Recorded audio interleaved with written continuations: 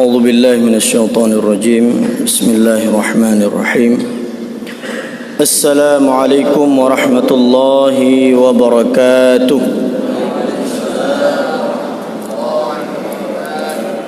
الحمد لله اللهم صل على سيدنا ومولانا محمد بن عبد الله وعلى آله وأصحابه وذرياته ومن تبعه. Mari kita memanjatkan puji beserta syukur kepada Allah Subhanahu wa taala dengan mengucapkan alhamdulillahi rabbil alamin alladzi bi ni'matihi tatimmus shalihat. Salawat dan salam kepada baginda Rasulullah Muhammad sallallahu alaihi wasallam, dengan senantiasa melafazkan salawat kepada beliau. Allahumma salli ala sayyidina wa maulana Muhammad wa ala alihi wa ashabihi wa man tabi'ah. Hadirin sidang jamaah salat subuh yang dimuliakan oleh Allah Subhanahu wa taala. Allah berfirman di dalam ayat suci Al-Quran sebagaimana yang dibacakan oleh imam tadi. A'udzu billahi minasyaitonir rajim. Wa lanabluwannakum bisyai'in minal khawfi wal ju' wa naqsim minal amwali wal anfusi wath thamarat wa basyyiris sabirin alladhina idza asabatuhum musibah qalu inna lillahi wa inna ilaihi raji'un. Sadaqallahul azim. Tidaklah kami uji kalian bisyai'in, dengan sesuatu, minal khawf, daripada ketakutan, wal ju' daripada kelaparan, wa naqsim minal amwali wal anfus, dan kekurangan daripada harta, kekurangan daripada jiwa atau kehilangan daripada harta dan jiwa, wathamarat, dan kekurangan daripada hasil buah-buahan atau hasil panen, wabasyiris sabirin, dan berikan kabar gembira kepada orang-orang yang bersabar. Alladzina idza asabathum musibah, di mana ketika mereka tertimpa musibah, qalu, mereka akan berkata, inna lillah, kami adalah milik Allah, wa inna ilaihi raji'un, dan kami akan kembali kepada Allah Subhanahu wa taala. Rasulullah sallallahu alaihi wasallam di dalam sebuah hadis yang diriwayatkan oleh Sayyidatuna Aisyah Ummul Mukminin radhiyallahu anha, ketika beliau bertanya kepada Rasulullah sallallahu alaihi wasallam tentang penyakit ta'un, Sayyidah Aisyah mengatakan, qultu ya Rasulullah, mat ta'un, apa itu penyakit ta'un?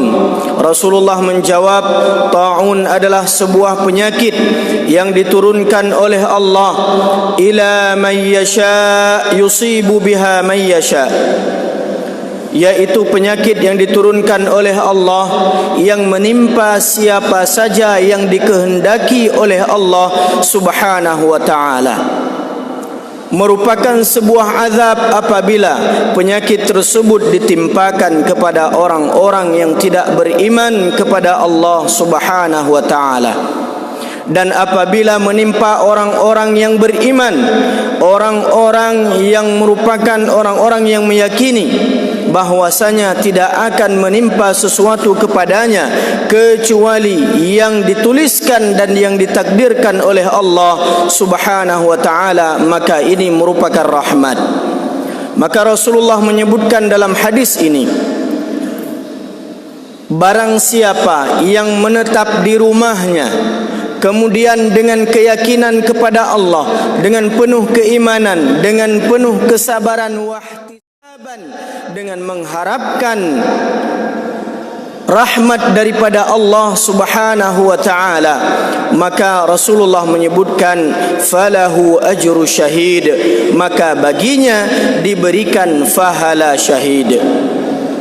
Imam Ibnu Hajar Al-Asqalani yang merupakan seorang al-hafidh yang menghafal lebih daripada 10,000 hadis, beliau menyebutkan bahwasanya ketika seseorang yang ditimpa musibah ini, yang ditimpa penyakit ta'un ini, yang ditimpa penyakit menular ini, yang ditimpa sebuah penyakit yang begitu datang, tiba-tiba orang sudah meninggal, maka orang tersebut bersabar, menetap di rumahnya, walaupun dia tidak meninggal, maka dia mendapatkan pahala syahid.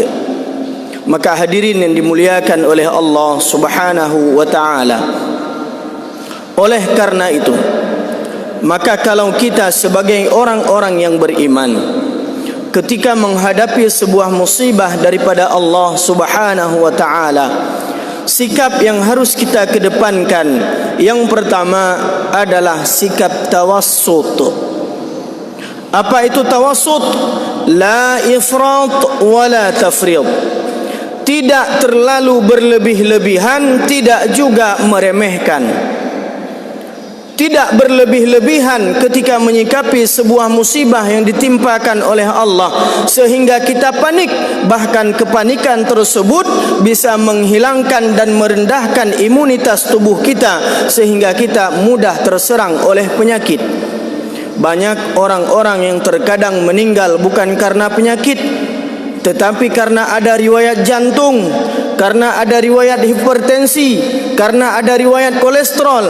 Begitu dia mendengar sebuah berita, sebuah musibah, dia panik terhadap musibah tersebut tanpa menggantungkan segala sesuatu. Kita semua adalah milik Allah dan kita akan kembali kepada Allah Subhanahu wa ta'ala dengan cara apapun. Itu adalah ketentuan Allah Subhanahu wa ta'ala. Maka kalau kita melihat sebuah musibah, sebuah bala, sebuah ujian yang diturunkan oleh Allah dengan suatu hal yang panik, yang berlebih-lebihan, maka ini dilarang di dalam agama. La ifrat, jangan kita berlebih-lebihan. Apalagi di dalam dunia sosial atau di dalam dunia media sosial hari ini, terkadang banyak orang itu bukan mengedukasi, tujuan mengirimkan atau sharing ilmu pengetahuan, bahkan itu tujuannya bukan untuk mengedukasi, sampai-sampai ada yang tujuannya untuk memprovokasi. Maka hal ini yang kita hindari, hadirin yang dimuliakan oleh Allah.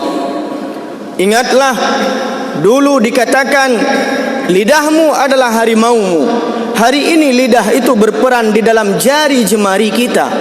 Maka jagalah sesuatu yang seharusnya tidak kita sampaikan karena itu belum valid beritanya.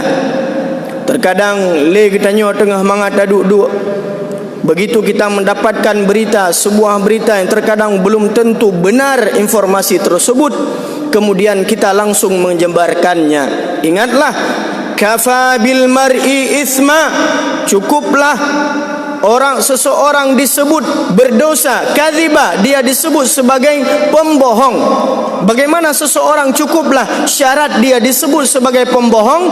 Ayyuhadditsa bikulli ma sami'a, dia langsung membicarakan setiap sesuatu yang dia dengarkan tanpa mengklarifikasi berita tersebut terlebih dahulu. Maka hadirin yang dimuliakan oleh Allah, kita tidak mengatakan orang-orang yang merupakan pegiat media sosial hari ini atau mereka yang memiliki media hari ini, mereka yang memiliki media cetak, mereka yang memiliki media elektronik, mereka yang memiliki media online, mereka sebagai orang-orang yang fasik. Tidak kita hukumkan seperti itu, walaupun kita diperintahkan, ya ayyuhalladzina amanu in ja'akum fasiqun binaba'in fatabayyanu, wahai orang-orang yang beriman, apabila datang kepada kalian sebuah berita yang berita tersebut belum tentu kebenarannya dan orang yang mendatangkan berita tersebut diragu-ragukan kejujurannya sehingga dia dicap sebagai orang yang fasik, fatabayyanu, maka tabayyunlah, klarifikasilah. Di dalam bacaan Warash itu mereka membaca fatathabbatu. Tathabbut artinya juga klarifikasi. Tetapkanlah berita itu, apakah berita itu sebagai berita bohong atau berita itu sebagai berita yang benar-benar adanya. Maka hal yang pertama yang harus kita hadapi di dalam ditimpanya musibah ujian oleh Allah kepada kita umat Islam adalah yang pertama, la ifrat, jangan berlebih-lebihan sehingga kita menyebarkan terkadang sesuatu yang belum tentu kebenarannya. Kemudian yang kedua, wala tafrid, tidak juga kita meremehkan sebuah bala yang diturunkan oleh Allah Subhanahu wa taala. Sehingga ketika datang sebuah berita di kota Lok Sumawe sudah terjangkit penyakit ini, sudah ada beberapa orang yang positif, arahan daripada pemerintah pusat, arahan daripada pemerintah provinsi diperintahkan kepada kita untuk menganggap ini adalah sebagai darurat. Maka darurat ini jangan pernah diremehkan. Terkadang banyak dari kita ketika mendengarkan sebuah arahan untuk menghindari keramaian, terkadang diperintahkan kepada kita untuk menjaga kesehatan, terkadang diperintahkan bagi kita untuk menjaga jarak dan mempersempit ruang gerak kita di ruang publik dan memperbanyak ruang gerak kita di ruang isolasi atau menetap di rumah. Akan tetapi kita mengatakan, saya menyerahkan diri saya kepada Allah. Hidup dan mati saya ada pada Allah, bukan ada pada virus tersebut. Hadirin yang dimuliakan oleh Allah, jangan pernah kita menjadi orang-orang yang digambarkan pada zaman keislaman terdahulu, pada zaman setelah kekhalifahan Khulafaur Rasyidin. Adanya golongan-golongan Qadariyah, adanya golongan-golongan Jabariyah. Ada golongan yang menyerahkan seluruh usaha, seluruh perbuatan, semua itu hanya pada Allah Subhanahu wa taala. Tidak ada urusan manusia. Kalau Allah sudah menentukan seseorang itu mati, ya mati. Maupun dia duduk, maupun dia jalan, semua kehendak Allah. Tidak ada sebab daripada manusia tersebut. Ini adalah orang-orang yang mengatakan ini salah di dalam akidah Ahlus Sunnah wal Jamaah. Kemudian ada juga orang yang mengatakan tidak ada urusan dengan Allah. Allah memberikan bala kepada kita, semua adalah urusan kita. Yang menimpa adalah usaha kita, tidak ada urusan dengan ketentuan Allah. Ini juga menyalahi daripada akidah Ahlus Sunnah wal Jamaah. Yang benar adalah al-jawarihu ta'mal wal qulubu tatawakkal. Imam Asy-Sya'rawi menjelaskan bagaimana tawakal itu. Tawakal artinya berasal dari kata-kata wakkala yuwakkilu, artinya mewakilkan. Kalau kita mewakilkan untuk jual beli kepada seseorang, maka kita yakin jual beli tersebut kepada orang yang kita wakilkan. Kalau kita yakin sebuah akad itu akan dilaksanakan oleh wakil kita, maka kita berikan kepercayaan kepada orang tersebut. Kalau kita mempercayakan pemerintahan ini akan dijalankan oleh wakil rakyat yang dipilih oleh rakyat, yang dipilih oleh masyarakat, maka kita benar-benar mewakilkan hal tersebut kepada orang-orang yang kita pilih. Maka makna tawakal juga demikian, kita wakilkan seluruh kehidupan kita, seluruh usaha kita, seluruh kehidupan dan kematian kita itu hanya kepada Allah Subhanahu wa taala. Dan tawakal tersebut bukan urusan anggota badan, bukan urusan usaha, tetapi hahuna, yaitu urusan hati.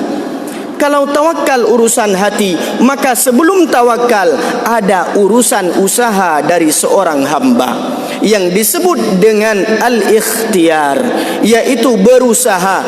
Al-akhdhu bil asbab, kita mengambil sebab. Fallahu musabbib alladhi ja'alal musabbab, Allah yang maha memberikan kekuatan kepada kita untuk mengambil sebab, dan Allah yang musabbib, yang memberikan sebab dan musabbab daripada sebuah kejadian. maka terlebih dahulu kita harus berusaha, terlebih dahulu kita harus berikhtiar. Maka hikmah daripada terjadinya ujian yang diberikan oleh Allah dengan COVID-19 atau COVID-19 atau virus corona ini, banyak hikmah kalau kita pelajari dengan akidah yang benar. Orang-orang yang menyerahkan diri kepada Allah Subhanahu wa taala. Habib Ali Al-Jufri mengatakan kepada dan bertanya kepada gurunya Habib Umar Al-Hafidh, apa yang beliau tanyakan? Wahai guruku, bagaimana makna tawakal yang sebenarnya? Apa yang beliau katakan? Hubungan antara usaha dengan tawakal. Tanpa ragu beliau menjawab, ibarat engkau mengambil sebuah benih, kemudian engkau menanamnya. Masalah dia tumbuh atau tidak, yang penting kau sudah berusaha menanam lalu merawatnya. Yang menumbuhkan dan membesarkannya itu adalah hak Allah. Maka kau menanam, kau merawat, kau memelihara, itu adalah usahamu. Yang menumbuhkan itu serahkan kepada Allah Subhanahu wa ta'ala. Maka hakikat tawakal seperti itu. Bukan tawakal seseorang yang datang kepada Rasulullah sallallahu alaihi wasallam, lalu dia masuk ke dalam Masjid Nabawi. Rasulullah melihat untanya belum diikat. Rasulullah mengatakan, kenapa engkau tidak mengikat untamu? Wahai Rasulullah, aku serahkan unta tersebut kepada Allah.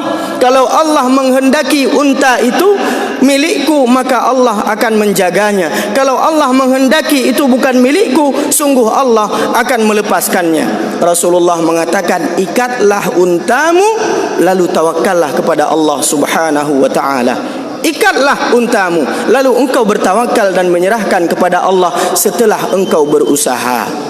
Maka hadirin yang dimuliakan oleh Allah, jangan pernah kita menganggap suatu hal yang remeh lalu kita salah di dalam berakidah menghadapi sebuah musibah yang diturunkan oleh Allah Subhanahu wa ta'ala.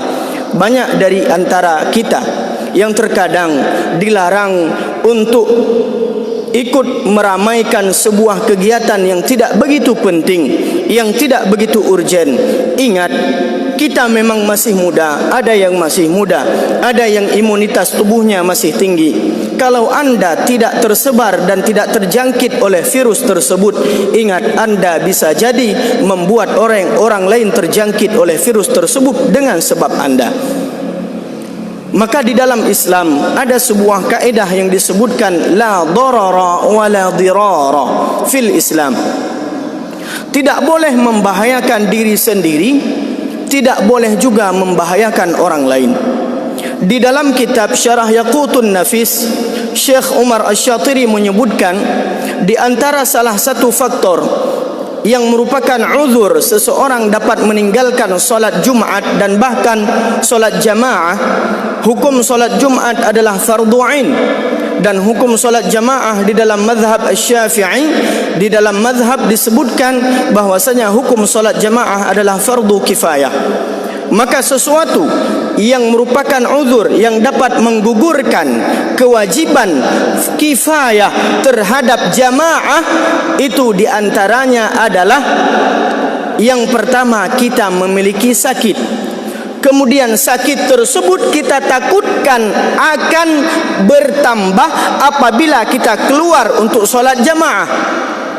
Bukan huma khafifah, beliau sebutkan, bukan hanya demam, sekedar demam saja, demam ringan, akan tetapi sakit yang sudah pasti menurut dokter kalau kita keluar akan bertambah sakit tersebut.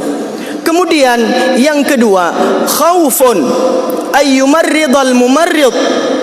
Kita takut akan membuat orang lain terjangkit penyakit gara-gara kita hadir di dalam jamaah tersebut. Maka ini gugur kewajiban jamaah terhadap orang tersebut. Ataupun dengan rendahnya imunitas tubuh kita, kita takut akan ditularkan sebuah penyakit yang menular, yang sedang merebak dan mewabah di dalam sebuah daerah. Maka pada saat itu dikatakan oleh Imam Asy-Syatiri atau Umar Asy-Syatiri di dalam Syarah Yaqutun Nafis dengan bab al-a'dzar al-jum'ah wal jamaah, beliau sebut saqata furud, gugurlah kewajiban kifayah min salatil jamaah, daripada solat berjamaah. Maka hadirin yang dimuliakan oleh Allah, ketika para ulama duduk merumuskan perkara ini, maka bacalah. Jangan sempat kita meremehkan sebuah fatwa daripada ulama. Dan bahkan kebanyakan daripada antara kita, ketika ada permasalahan ekonomi, dia yakin kepada ahli ekonomi. Ketika ada permasalahan politik, dia yakin kepada pendapat ahli politik. Ketika ada permasalahan bencana alam, dia yakin kepada ahli geologi. Ketika ada permasalahan agama, masalah solat Jumat, masalah solat jamaah, ketika ada fatwa ulama, apa yang dia keluarkan dari mulutnya?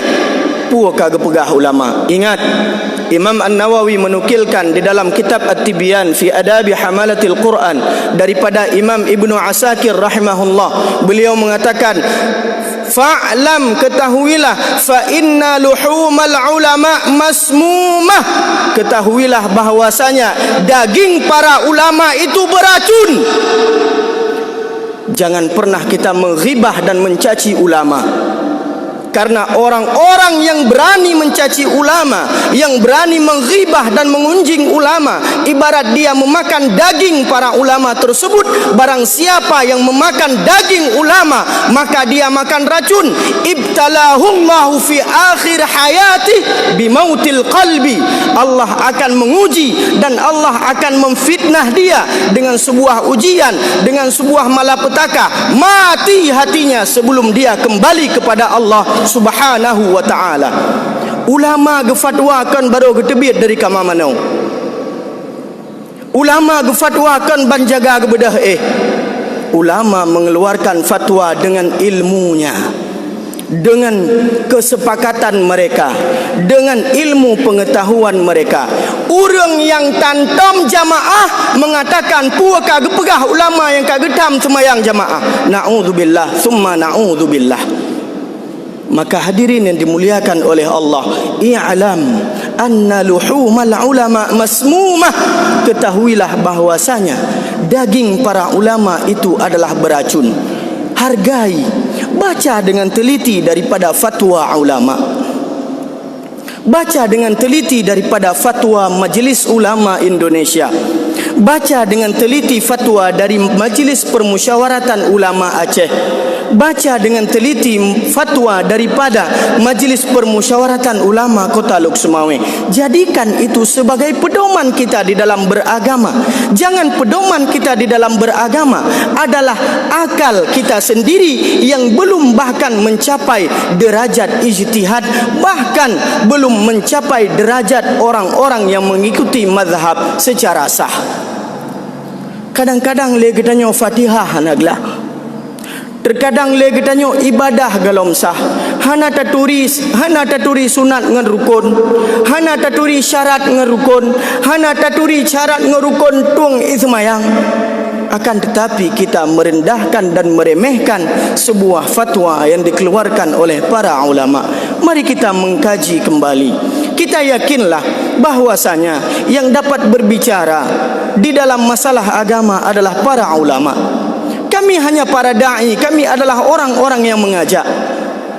Kami hanya para orang-orang yang memberikan tausiah, yang mengajak kepada yang ma'ruf. Akan tetapi yang memutuskan hukum itu adalah para ulama.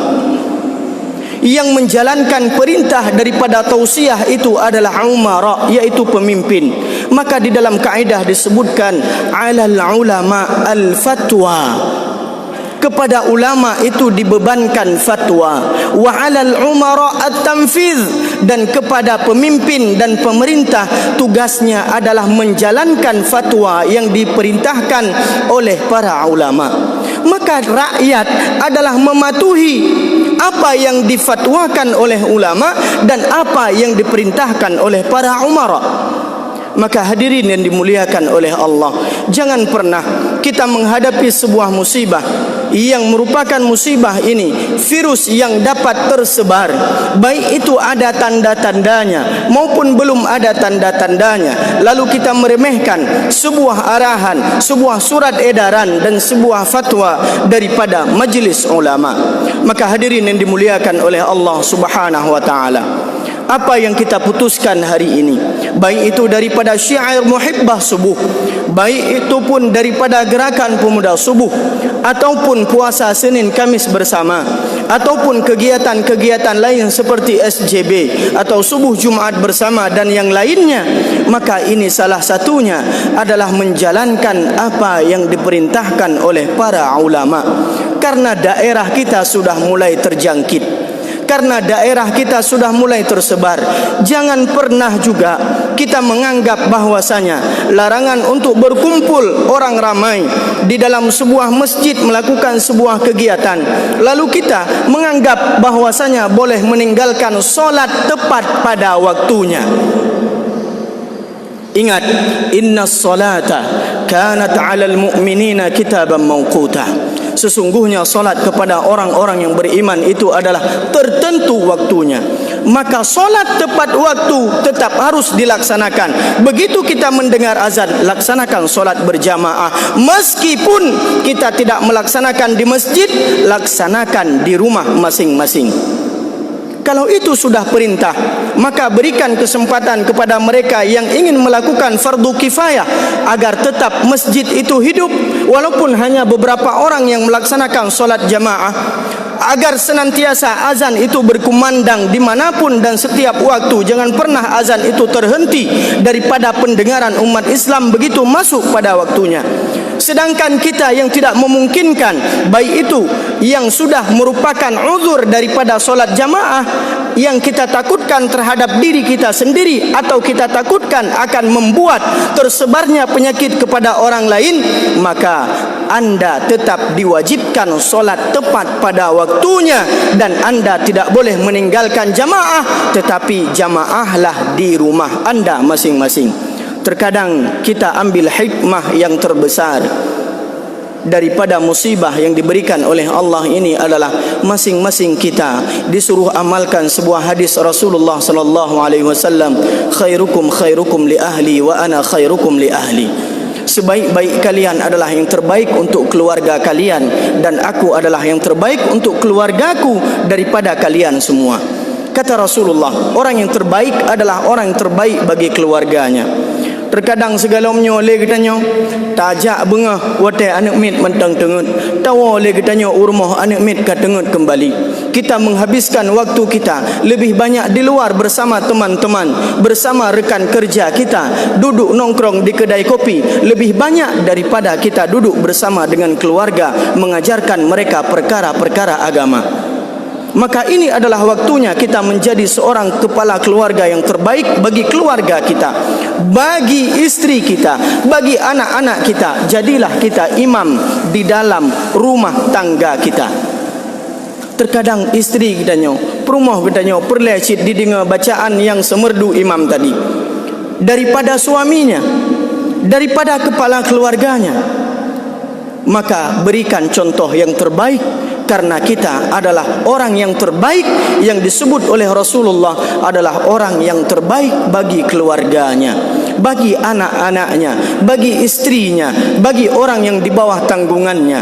Maka hadirin yang dimuliakan oleh Allah Subhanahu wa taala, mari kita ambil hikmah daripada setiap musibah ini. Kita kembali menghadapi sebuah musibah dengan isti'an kepada Allah Subhanahu wa taala bis-sabri was-salah, dengan penuh kesabaran dan dengan solat. Sabar kita menghadapi musibah. Ingat, akidah kita adalah akidah ahlu sunnah wal jamaah yang menyatakan kewajiban ikhtiar kepada kita dan menyerahkan musabbab dan musabbib kepada Allah Subhanahu wa taala sebagai musabbib daripada sebuah musibah yang diberikan oleh Allah Subhanahu wa taala. Kemudian yang kedua, kita yakin kepada Allah, qul la yusibana katakan wahai Muhammad, tidak akan menimpa kamu, tidak akan menimpa kalian illa ma kataballahu lana, kecuali yang sudah ditetapkan oleh Allah kepada kalian. Huwa maulana, Allah tempat kita berpegang, Allah tempat kita menyerahkan diri. Wa alaihi falyatawakkalul mu'minun, dan kepada Allah lah tempat orang-orang yang beriman itu bertawakal. Maka al-jawarihu ta'mal, anggota tubuh kita bekerja, anggota tubuh kita menjaga kebersihan, anggota tubuh kita menjaga jarak, anggota tubuh kita menjaga agar tidak menginfeksi orang lain atau tidak terinfeksi diri sendiri. La darara wa la dirara, wal jawarihu ta'mal wal qulubu tatawakkal. Lalu kita tawakal kepada Allah Subhanahu wa ta'ala. Kemudian yang ketiga, ambil hikmah juga kita di dalam menjalankan sebuah ujian daripada Allah, serahkan semuanya kepada Allah. Kemudian kita isti'an, kembali meminta pertolongan kepada Allah, bisabri, dengan kesabaran, dan solat, dan dengan memperbanyak solat. Perbanyaklah solat kita, baik itu solat rawatib secara berjamaah, baik itu di musalla, di manasah, di masjid, ataupun di rumah kita masing-masing, dengan penuh mengharapkan kepada Allah agar Allah mengangkat musibah kita ini dan menghapuskan, karena itu semua adalah makhluk daripada Allah Subhanahu wa ta'ala. Allah yang mampu memberikan penyakit, Allah juga yang mampu mengangkat sebuah penyakit dan mara bahaya daripada diri kita dengan usaha kita. Innallaha la yughayyiru ma biqaumin hatta yughayyiru ma bi anfusihim, karena suatu kaum tidak akan diubah oleh Allah kecuali kaum tersebut memperbaiki dan mengubah pola hidup mereka. Kemudian hikmah yang terakhir, inilah hikmah yang terbesar daripada sebuah musibah. Kita diperintahkan untuk menjaga kebersihan, karena an-nadhafatu minal iman. Lebih yakinlah kita kepada yang disabdakan oleh Rasulullah, lebih yakinlah kita kepada yang disampaikan oleh Rasul kita, junjungan kita, teladan kita. Keimanan itu ada sebahagiannya pada kebersihan. Maka jagalah kebersihan anggota tubuh kita. Ingat al-akhdhu bil asbab, ambil sebab kita selamat, serahkan selanjutnya kepada Allah Subhanahu wa ta'ala. Doa kita kepada Allah agar Allah mengangkat penyakit ini dan kita diberkahi di dalam bulan Sya'ban ini, sehingga kita bisa berpuasa dan berjumpa di dalam bulan suci Ramadan, dan kita bisa berpuasa, bisa solat tarawih, bisa solat bersama berjamaah di dalam bulan suci Ramadan. Sungguh harapan kami ya Allah adalah Engkau berkahi bulan ini, bulan Sya'ban, kepada kami, dan Engkau menyampaikan hajat dan keinginan kami untuk senantiasa berpuasa di dalam bulan suci Ramadan.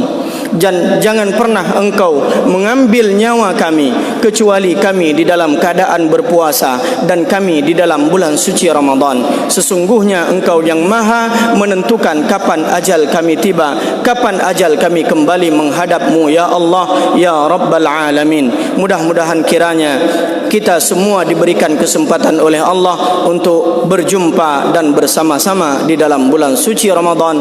Amin amin ya Rabbal Alamin. As'alullahu التوفيق والهداية والمغفرة لي ولكم جميعا. بالله توفيق وهداية والسلامة والعناية. أستعفيكم أستغفر الله العظيم لي ولكم. سبحانك اللهم وبحمدك أشهد أن لا إله إلا أنت أستغفرك وأتوب إليك. السلام عليكم ورحمة الله وبركاته.